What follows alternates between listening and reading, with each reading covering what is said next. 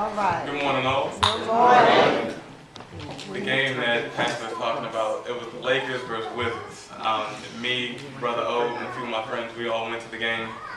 And the Wizards, they go into halftime down 15. Brother O says, "Hey, Chris, the Wizards gonna come back, man."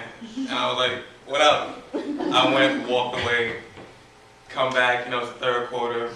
All of a sudden, the Wizards are chipping away at this lead, getting stopped here on Kobe Bryant of all players. You got Nick Young getting him up before the trade, and then, they hitting jump shots, getting out on the break, playing solid defense. Then I'm looking at Brother O, he's like, I told you. They're down like 9. I'm like, all right, what up? They're about to come back. Then, fourth quarter starts, Woods is just raining threes. You got Roger Mason from the area, lighting them up from deep. And I was like, you know what? The Wizards just might do this. And Brother O was like, I told you! And so, that brings me to my sermon today. It's about keeping focus. Like, each game, players go in with a game plan. And you have to focus all game long. Even if you get down in the calamity, there can be winds swirling around you, there can be waves crashing against you. You just have to roll the punches, but stay focused, stay with your game plan. And so, in Bible study, we talked today about how Jesus fed the 5,000 plus people. And the scripture right after that, in Matthew 14, verses 23 through 35. And when he had sent the multitudes away, he went up on the mountain by himself to pray.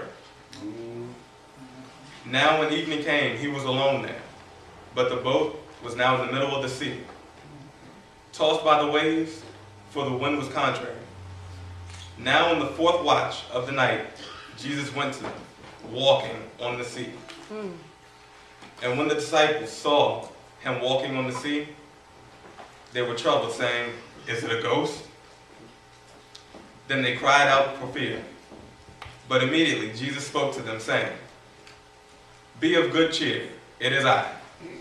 Do not be afraid."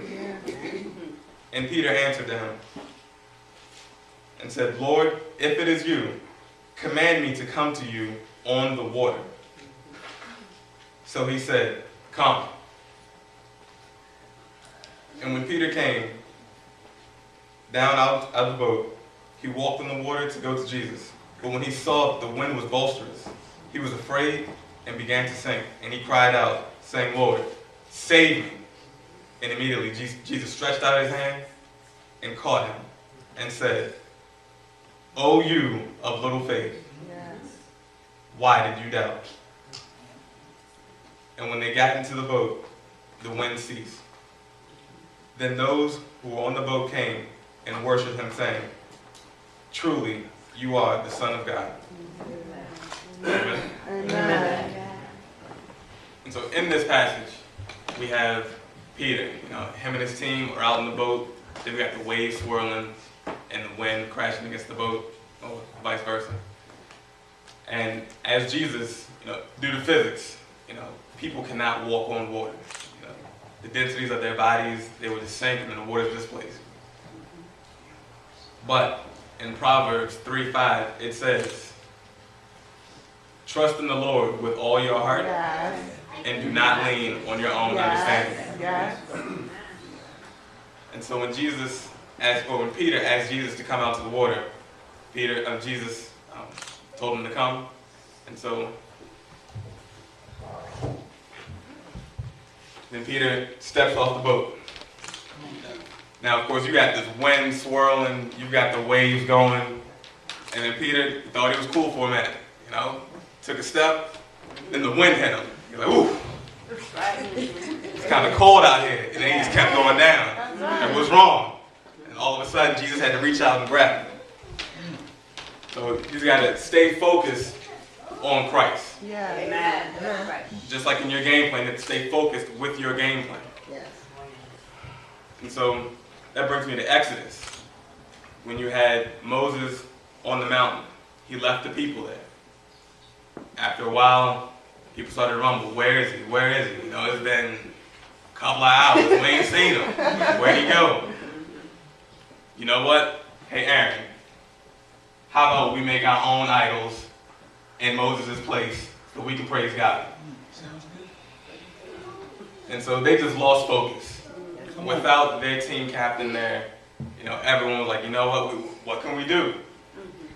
So then they built their idols, and then God, he was a little unhappy with that. Just a tad. But the moral of the story is you have to maintain focus. Yeah. No matter how long, you know, you may be by yourself, but there's always God there. Amen. Yes. Amen. It's all right. It's all right. Take your time. And so right now, even in times of trouble, where you can have your waves swirling around you in your life, whether it be in school, like some of our young adults, or our young children, or it can be in the workplace. You know, you have to just stay focused, Yes. do what is right. That's part of life growing up, is to know between the difference between right and wrong, good and bad. You have to stay focused on Jesus Christ.